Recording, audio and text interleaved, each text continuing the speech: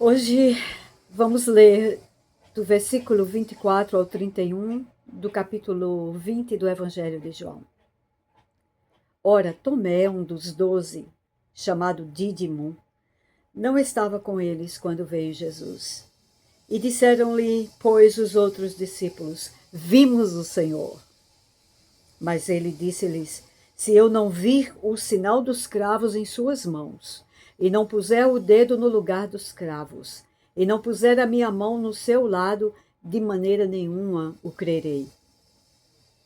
E 8 dias depois, estavam outra vez os seus discípulos dentro, e com eles Tomé. Chegou Jesus, estando as portas fechadas, e apresentou-se no meio e disse: Paz seja convosco. Depois disse a Tomé: Põe aqui o teu dedo e vê as minhas mãos. Chega a tua mão e põe-a no meu lado. Não sejais incrédulo, mas crente. Tomé respondeu e disse-lhe: Senhor meu e Deus meu. Disse-lhe Jesus: Porque me viste, Tomé, creste? Bem-aventurado os que não viram e creram. Jesus, pois, operou também, em presença dos seus discípulos, muitos outros sinais, que não estão escritos nesse livro. Esses, porém, foram escritos para que creiais que Jesus é o Cristo, o Filho de Deus, e para que, crendo, tenhais vida em seu nome. Naquele dia em que Jesus se apresentou aos discípulos depois da ressurreição, no mesmo dia da ressurreição, primeiro dia da semana, o que nós chamamos de domingo, no final daquela tarde, Tomé não estava lá. E o versículo 24 aqui diz isso: ele não estava presente, mas quando ele chegou, todos disseram para ele: Nós vimos o Senhor. E aí Tomé, cujo nome significa gêmeo, e gêmeo já significa dualidade, pode ser um símbolo exatamente do conflito que havia na mente daquele homem, uma dualidade entre a incredulidade e a crença. E agora a ressurreição, porque a lógica humana não consegue explicar a ressurreição. Então ele faz um desafio. Eu só creio se puser o dedo nas suas chagas, nas suas feridas, se puser a mão no seu lado. Se, ele usa aqui um condicional. Se fizer isto, eu vou crer. Quer dizer, se eu tocar, eu vou querer. E esta é a palavra que Tomé diz. Se eu não fizer isto, eu não vou crer de maneira alguma. 8 dias se passaram e novamente era o primeiro dia da semana. Era o domingo. Deus exalta aqui a primazia no tempo, porque é um novo tempo. É um tempo da nova criação, como nós já falamos na passagem passada, a nova criação. Porque aquele que está em Cristo, nova criatura faz parte de uma nova criação. A criação gerada no Espírito, quando Jesus soprou o Espírito Santo ali sobre eles. As coisas velhas já passaram. Tudo se fez novo. Está escrito isso. 2 Coríntios capítulo 5, versículo 17. Exatamente assim. E Tomé chega. Está ali no meio deles. 8 dias depois, e Jesus vem e se apresenta no meio. E mais uma vez, as portas estão fechadas. E mais uma vez, nós vemos aqui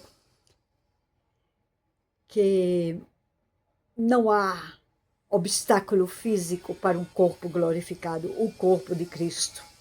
A prova da ressurreição como uma realidade. Então ele é o centro, ele chega no meio. E agora ele vai fazer uma correção. Ele vai mostrar que a fé não depende dos sentidos, de sentir, de tocar. A fé depende da palavra revelada. E a palavra tinha sido dada. Ele tinha dito.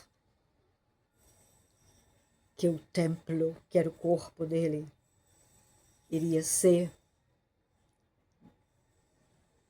morto. E ele tinha dito, quando subiu para Jerusalém, mas ao terceiro dia ressuscitaria. E então aí Jesus se apresenta. Obstáculo físico não pode impedir um corpo glorificado. Ele atravessa. E ele sauda novamente com a paz, o shalom de Deus, que nós já estudamos sobre isso. E chama Tomé, convida Tomé, toque em mim. Toca nas mãos, nas feridas, põe a tua mão aqui na chaga onde a lança atravessou. Põe. E com muita misericórdia diz para ele, não seja incrédulo, seja crente, creia. Nós entendemos que é assim que o Senhor falou, porque ele corrige com amor. E quando o Senhor diz essas palavras para ele, que encontro transformador acontece. Agora é um novo Tomé.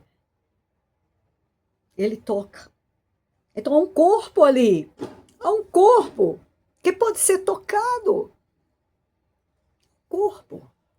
Mas é um corpo glorificado. Que não segue a lei da natureza física, mas sim da natureza espiritual.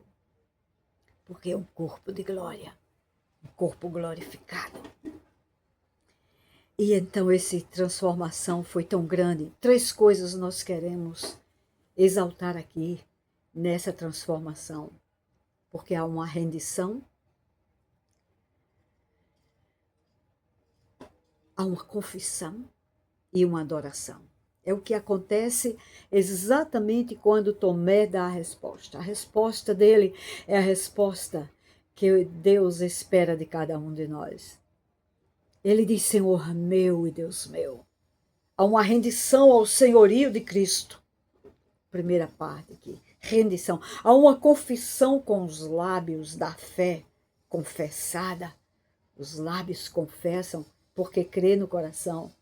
Está escrito em Romanos, capítulo 10, exatamente isso. Crer com o coração, confessar com a boca, será salvo. E a adoração, porque há o reconhecimento não só do senhorio de Cristo, mas da sua divindade. Meu. E ele diz, é meu. Meu Senhor. Meu Deus. Essas 3 coisas são necessárias para cada um de nós. Alcançar a salvação, alcançar a vida eterna. Render-se ao senhorio. Confessar com a boca e adorar com todo o nosso ser, com entendimento. Essa é uma das confissões, mas partiu de lábios de um homem que lutava contra a incredulidade. Ora, todos nós já lutamos contra a incredulidade e alguns ainda lutam até hoje, mas precisam andar aqui nestes passos, tomar esses passos transformadores que nós vemos aqui Tomé tomar. Ele era incrédulo, mas não é mais, porque rendeu-se, confessou e adorou ao único Deus e Senhor do céu e da terra. E a resposta de Jesus nos traz 2 tipos de fé, porque Jesus fala da fé que vem pela visão e da fé que vem pela revelação da palavra. E nós podemos ver isso claramente quando examinamos o texto no original, no grego, quando fala dos tempos verbais que está lá, porque Jesus disse assim, porque me viste, creste. Então aqui é um tempo perfeito, tempo passado perfeito, é o da visão que precisa ver para crer. E ele fala, o Senhor fala, bem-aventurados que não viram e creram. Quer dizer, um tempo que é ele não para, ele é constante, é uma fé em ação, é uma fé que jorra, é uma fé que brota, é o tempo da revelação. A fé que vem pela revelação é a fé que honra a Deus. Esse é o bem-aventurado. Os dois recebem bênção, mas a fé que honra é a fé que vem pela revelação. E é isso que Jesus está dizendo. E é muito interessante que a parte doutrinária da doutrina cristã, ela é concentrada aqui também. Qual é a verdadeira fé? Qual é a fé que vai alegrar o coração do Pai? A fé que é revelada. E a fé que vem pela vista, ela traz a bênção também, porque é a fé que abre as portas da bênção, mas há aquela que honra. Por isso que o Senhor disse, bem-aventurado, felizes os que não viram, mas creram. Essa é transformadora. A fé da revelação, ela é agradável ao Senhor. E agora, nos 2 últimos versículos, nós vamos ver praticamente o fechamento da narrativa de João. Primeiro, falando das grandezas de Deus, de Jesus operou na presença dos discípulos muitos sinais, e eles dizem, não estão escritos aqui, então a narrativa do Evangelho de João teve uma seleção, podemos entender aqui, porque a obra que Jesus fez não dá para ser contada. Ela é inumerável, ela é inesgotável, ela é perfeita.